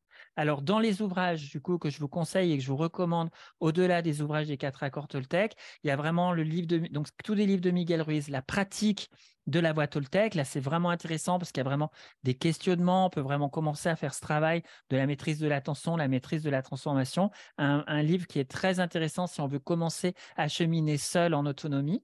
Il y a le livre Au-delà de la peur. Là, il décrit effectivement le processus initiatique fait à Teotihuacan sur tous les lieux que je vous ai cités dans la slide précédente. Mais il était au tout début de sa carrière quand il l'a écrit et c'était encore très, très empreint de la mythologie toltèque. Voilà, un peu plus ésotérique à lire, qui en réalité n'est pas forcément de cette manière, en tout cas que c'est retransmis sur place. En tout cas, quand je le retransmets, j'ai gardé certains aspects ésotériques pour ceux qui sont ouverts à ça, mais aussi avec des aspects très pragmatiques pour ceux qui n'ont pas forcément cette vision-là, parce que le but étant que chacun puisse se sentir respecté dans ses croyances, les croyances qu'il souhaite garder, et pas en mettre absolument d'autres qu'on ne veut pas. Et la maîtrise de l'amour, qui est vraiment la maîtrise de l'intention, la maîtrise de l'amour, qui est la 3e maîtrise Toltec et qui est vraiment la maîtrise de l'amour dans la relation à l'autre, la relation amoureuse. Alors, avec cette sagesse Toltec, qu'est-ce qu'on peut faire? Et c'est un petit peu le cheminement que j'ai vécu moi-même. Au début, j'ai commencé en autodidacte, hein, c'est-à-dire je me suis acheté des bouquins, c'était en 2001, je devais avoir 20 ans, je crois, 21 ans. J'ai acheté des bouquins, je me suis mis à pratiquer comme ça jusqu'en 2009 exactement. Alors, indispensable pour commencer, lecture, introspection personnelle. L'avantage, c'est qu'on n'a pas de limite de temps, c'est quasi gratuit.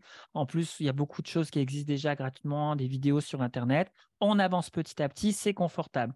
Quel est l'inconvénient que j'ai vécu et que je vois chez les gens qui cheminent en autodidacte, et c'est sûr que ça arrive à un moment donné dans l'évolution, c'est qu'à un moment donné, quand on a des méconnaissances sur notre propre système, c'est-à-dire qu'on ne sait pas comment le parasite prend un pouvoir sur nous, et bien du coup, la manière, il y a vraiment des zones où le parasite, il fonctionne, on ne peut pas le voir soi-même. Donc, les méconnaissances du fonctionnement du parasite sont maintenues.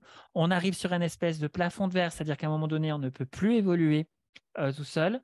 On se fait souffrir inutilement avec des mauvaises stratégies, des fois, en voulant faire bien.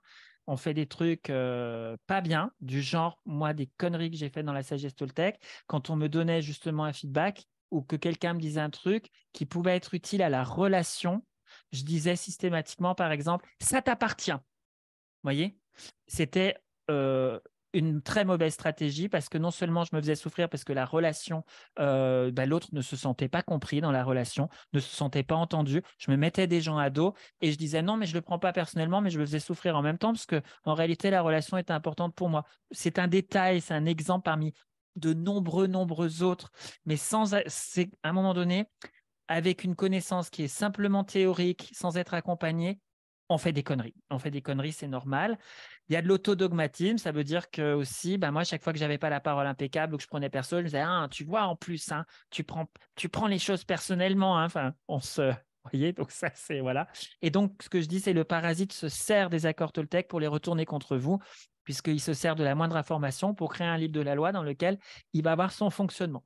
Alors, quelle est la démarche une fois qu'on a fait cette première étape? Parce que d'abord, c'est bien de le faire, cette première étape, c'est la démarche quand on commence à vivre ces contraintes-là, qu'on ne vit pas forcément au début, parce qu'au début, waouh, le chemin est souple, c'est super. Mais à un moment donné, quand on est là, c'est à ce moment-là qu'il faut penser à se faire accompagner par un mentor. Donc bon, moi, là, j'étais avec Miguel, ça a été Miguel, il a fait partie de mes mentors. Donc là, comme je disais, c'est indispensable pour avancer et visiter des zones d'ombre. Donc, ça peut être par des formations, des stages, de l'accompagnement personnel. Et l'avantage, c'est que vous allez avoir un expert Jaguar, donc quelqu'un qui est très habitué, qui modélise vos fonctionnements, donc qui modélise votre parasite et qui va le traquer à vos côtés et qui va pouvoir vous dire, voilà, c'est comme ça que ça fonctionne. Waouh, je ne le voyais pas. Donc, l'accompagnement avec quelqu'un qui est vraiment expert en accompagnement et qui est expert en modélisation va vraiment vous permettre avec cette modélisation de votre structure et de la manière dont le parasite s'y prend, vraiment vous permettre d'avancer, de faire des bonds de géant. Quel est l'inconvénient? C'est qu'au moment où on veut commencer à se dire, tiens, pourquoi pas me faire accompagner, le parasite va chercher toutes les excuses et les alibis, les justifications pour éviter de s'engager parce qu'il se sait menacé dans son fonctionnement. Il sait qu'on va le regarder, ça lui fait peur. Donc, il va trouver plein d'excuses pour pas être délogé, pour pas faire ce travail. C'est trop cher, ou j'ai pas le temps, ou ça me fait peur. J'ai peur de, j'en sais rien, de je sais pas quoi, ou finalement non, je me débrouille très bien tout seul, j'en ai pas besoin. Il y a beaucoup d'excuses qui se mettent en place pour ne pas rentrer dans ce travail qui est ô combien riche une fois qu'on l'a réalisé. Alors, si ça vous intéresse du coup de rentrer dans cette étape qui effectivement est l'étape d'être accompagné, je propose effectivement un stage qui s'appelle le stage Jaguar. Je vais le proposer qu'une seule fois par an. Donc là, ça sera cet été. Et quels sont les avantages de faire le stage en immersion? Déjà, c'est une initiation complète. Vous vivrez le processus complet du Jaguar tel que je l'ai reçu moi-même et tel que je le redonne quand j'ai accompagné des groupes au Mexique également le faire. Donc, c'est vraiment le processus complet sur 7 jours. C'est également un temps de ressourcement idéal parce que ça va se faire en Chartreuse, donc dans des lieux, j'ai choisi des lieux magnifiques. Donc, vous allez pouvoir vous reposer, vous allez pouvoir prendre soin de vous. On mange bio, on mange végétarien. Tout est inclus, l'hébergement, la restauration. Vraiment un vrai temps pour marcher, faire des randonnées, faire ce travail en même temps pour vraiment se faire du bien, où tout est compris, on arrive, on se pose, ça y est, j'ai plus à réfléchir, à me dire où c'est qu'il faudra que j'aille manger quand on prend des vacances au resto ou ci ou ça. Ça y est, vous arrivez, vous vous posez, vous prenez soin de vous. Et enfin, j'ai pas que la sagesse Toltec dans mon bagage, j'ai tellement été passionné par le développement humain que j'ai des méthodes complémentaires pour traquer le parasite à vos côtés parce que je suis expert en PNL, donc sur la modélisation, je modélise très bien, c'est partie vraiment de mon expertise, ça fait 14 ans quand même que je fais ça, de l'analyse transactionnelle, de l'énéagramme, j'ai été formé aussi sur les profils de personnalité, le carré fondamental avec une faute, bien sûr, sinon ça ne serait pas drôle. Et voilà, j'ai beaucoup d'outils qui sont au service de la track. Et il y aura, alors vous ne serez pas formé à ces outils parce que ce n'est pas une formation, mais il y aura les matins, il y aura un petit temps pour vous les faire découvrir et faire aussi dans le travail de groupe. Je me servirai aussi de ces outils pour vous en apporter une connaissance, des représentations pour si jamais justement j'ai des feedbacks à vous donner sur la manière dont ça fonctionne au niveau du parasite, et que vous puissiez comprendre un petit peu comment j'en suis arrivé à ces conclusions-là. Voilà, on aura ces modèles de référence. Voilà, bon, là, sur les gens qui sont inscrits au stage, on en a déjà 8. C'est quasi jeudi. Avant de vous inscrire, donc de toute façon, voilà, si genre vous êtes inscrit, vous m'avez envoyé un mail et vous me dites je veux m'inscrire, et genre que c'est après le 15 juin que vous me réglez ou vous envoyez votre truc, c'est pas grave. L'idée, c'est de dire en tout cas votre contact avant le 15 juin, votre contact avec moi. Avant de vous inscrire, moi, j'ai besoin de faire un entretien quand même avec vous en individuel, en perso, pour comprendre vos motivations. Voilà, faire un peu connaissance un petit peu avec vous et que vous puissiez sentir dans cette relation avec moi si vous vous sentez bien. Enfin, voilà, il faut qu'il y ait un cadre de sécurité au niveau de la relation. Je peux comprendre que ça fasse un petit peu peur de s'engager dans un stage comme ça où on ne connaît personne. Au moins d'avoir eu un petit échange avec moi, parce que c'est vraiment la vie en communauté en plus. C'est important. Donc ça, on se prévoit un petit entretien. Il faut, dans les conditions, pouvoir faire de la marche en montagne. Si vous avez des incapacités physiques, ça ne va pas être possible parce qu'il y a des endroits, il y a des moments où on va faire 5 ou 6 kilomètres par jour. Ce n'est pas énorme. Mais en montagne, il y a vraiment des endroits où ça grimpe énormément. Donc, il faut quand même avoir une bonne condition physique pour pouvoir faire de la marche et ne pas souffrir de troubles psychologiques pouvant mettre en difficulté l'écologie du groupe.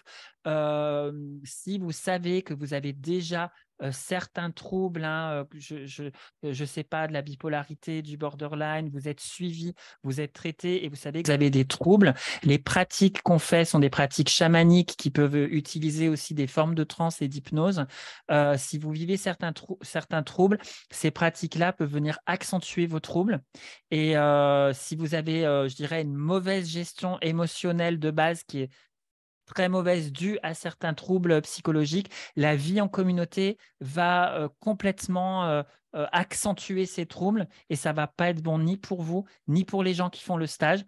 Donc, je ne préfère pas prendre des personnes qui vivent des troubles psychiatriques ou psychologiques pour l'écologie un petit peu de tout le monde. Voilà, j'en suis désolé, mais voilà. Donc, c'est un petit peu les conditions pour pouvoir faire et vivre ce stage. Introduction, mais j'en profite pour juste dire que ce week-end, j'ai rencontré Brigitte Kramer. Ah oui. Et en fait, je lui ai demandé de me recommander un organisme parce que je suis à Lyon et elle m'a parlé de toi. Et donc, elle m'a tellement parlé en bien de toi que j'ai regardé sur le site parce que je suis très intéressée pour faire une formation PNL et je suis tombée sur le stage. Et là, j'ai eu le coup de cœur, donc je me suis inscrite à cette conférence. Je suis disponible, oui, j'ai envie de le faire. J'ai juste une inquiétude sur la condition physique. Alors, j'ai fait une semaine de randonnée dans le Vercors. Je suis capable de marcher 4 heures en montagne, donc ça devrait aller. J'ai un peu plus de mal dans les dénivelés, mais je suis tellement motivée que je pense que le mental va me propulser dans la montagne.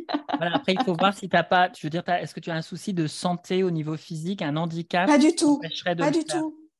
Non, aucun donc après, effectivement, après, c'est plus mental. Moi, j'ai eu beaucoup de gens qui appréhendaient ça, qui avaient peur, mais qui n'avaient pas d'handicap, et puis qui se sont dit, oui. Ça fait partie du processus. Oui. Oui. Puis on est dans la bienveillance. S'il y a quelqu'un qui marche plus doucement, on attend un peu, et puis voilà, il y a pas de souci. D'accord. Donc, voilà. Non, mais c'est super. Je connais les accords Toltec, j'avais lu le bouquin, mais là, j'ai l'impression que ça mettra encore plus d'ancrage, et je suis très ouverte, y compris ce qui est un peu plus ésotérique. Donc, j'ai envie de sauter dedans à pieds joints. Super. Voilà, le stage sur ces aspects spirituels ésotériques, j'ai toujours le double langage dans le stage. C'est-à-dire, je m'adresse en même temps à en parler pour les personnes réceptives et ouvertes à cela, et qui peut-être vraiment y croient et le vivent comme ça. Et puis pour d'autres, je leur dis, faites comme si c'était une métaphore. Voilà, faites comme si c'était une métaphore, parce que du coup, on peut l'expliquer la même chose de manière complètement pragmatique. Et finalement, voilà, il ne s'agit pas d'enseigner un dogme ou une nouvelle religion. Voilà. Très donc, bien. Peut-être à cet été, alors, Laetitia. Oui, je vais m'inscrire tout de suite là après. Ah, super. Donc, on aura un petit entretien, comme tu disais. Les deux, alors. Super. Voilà. Super. Merci. Bonsoir à tous. Bonsoir. Aurélie, tu es toujours là? Je suis là. Alors, écoute, moi, on m'a offert les bouquins, les 4 accords Toltec et le 5e. Big up à Rudy. Et pour le coup, j'ai lu la préface et c'est très spirituel. Donc, j'ai refermé le bouquin et je l'ai posé et je l'ai rangé dans ma bibliothèque. Je pense que la préface comme ça, il faut que tu passes la préface. Voilà, non mais voilà. Et pourtant, on m'avait prévenu, mais j'ouvre un bouquin, je commence par le début. Donc, voilà. Donc, je vais certainement le ressortir. Je suis une grosse râleuse sur les autres, mais au final, une fois le râlage passé, je suis très tolérante. En tout cas, je cherche la tolérance, les excuses, les possibles pour être tolérant avec les gens. Je me rends compte qu'encore beaucoup, pas assez avec moi encore. Voilà. Donc, il y a encore du taf à faire sur moi-même sur ce plan-là. Mais c'est bien. C'est bien déjà de le voir et puis de se dire petit à petit. Donc, voilà. Exactement. Mais c'est parfait. Donc, merci à toi. Super. Merci Aurélie. Du coup, Séverine, je t'ai dit au revoir. Séverine, oui, je t'ai dit au revoir. Hein, oui, oui. Écoutez, il reste Olga, mais qui n'était pas là au début. Et les autres. Ah, si. Ah, voilà. Coucou, Olga. Bonjour Jordi, bonjour à tous. Oui, je sortais le chien en même temps et puis je commence à faire le dîner en même temps. Mais j'ai écouté attentivement, merci beaucoup. Je ne connais pas les accords Toltec. Donc, c'est vraiment une introduction aujourd'hui, ça me donne envie. J'étais ravie, Fabienne, j'ai failli t'oublier. Tu sais, je te parle tellement tout le temps que toute la... Et donc, tu veux mon mot de la fin? Ouais. Ah, d'accord. Eh ben, moi, j'ai apprécié la richesse de ce webinaire, j'allais dire cette conférence que j'étais en pleine, pour moi, j'étais partie en pleine conférence. Effectivement, j'adore ta façon de transmettre qui vulgarise les choses. Moi, pour joindre Olga, quand j'avais lu les bouquins, enfin, quand on m'avait offert le bouquin il y a peut-être 10-15 ans maintenant, au départ, j'avais du mal à accrocher, mais je pense qu'il y avait aussi une histoire de traduction du livre et qui m'avait fortement gênée. Et d'ailleurs, je me disais que j'aimerais bien le relire en espagnol. Bon, voilà, c'est la petite aparté. Sinon, que dire d'autre pour finir sur une note rigolote, quand tu disais à la fin que tu nous aidais à traquer notre parasite mental, j'ai une image de toi en Ghostbusters qui m'est apparue. Voilà, c'est le petit mot de la fin. Merci. Merci pour ce webinaire aujourd'hui. Merci. Écoutez, je vous souhaite une bonne soirée. Pour Myrna et Marie-Alix, comme elles ne sont pas manifestées, je vous dis au revoir. Je ne sais pas si elles m'entendent. C'était un plaisir pour moi. Donc, voilà. Et au grand plaisir de vous retrouver. Voilà. Bonne soirée à tous. Merci. Bonne soirée à tous. Au revoir.